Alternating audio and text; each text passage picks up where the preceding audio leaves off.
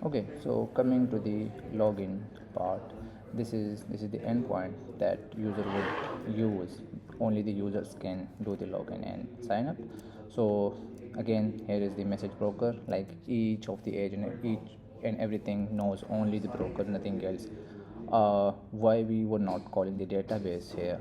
So instead of like when in future we want to change something, so we would not be changing each and everything, we would change only the agents, and all of the changes would be reflected because agent doesn't know the routes, agent knows the broker, and broker would communicate all of the messages and everything.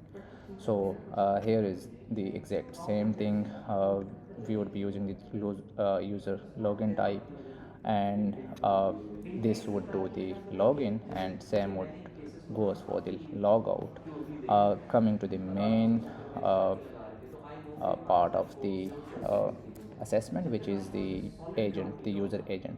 So these are all of the uh, capabilities that a user can do. User can register, user can log in, user can log out, user can update the profile, and user we can get the user profile and we can delete the user. These are all of the handlers that we have registered at the starting of the user agent. And this is the session. Whenever the session would start, we would get all of those information. And when we do the login, so this is when we do the registration, so this is what we do with the password. We would hash the password, and we would add the salt. So what is salting?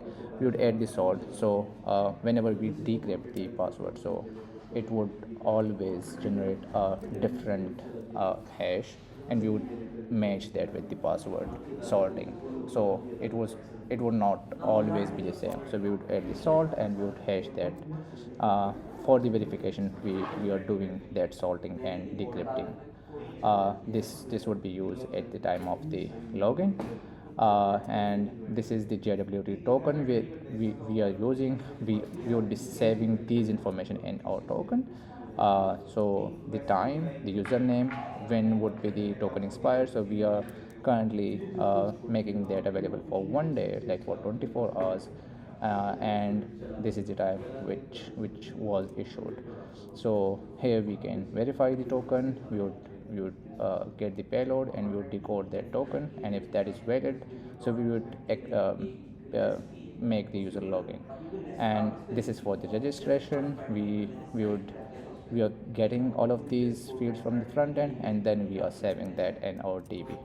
So the user can log in on the basis of email or on the basis of the username. Both are valid, and both should be unique. So these are all of the fields. This is the login. You'd we can you would get the username or email, and on that basis we can log in. uh, if if the username or email and the password are not matching, so then we would say that these are the invalid credentials. If the account is deactivated, so if the user is deleted, so that is deactivated, and all of that logic. And here is the logout logic. We would expire the token, and yep, this is all of the user agent that the user can do.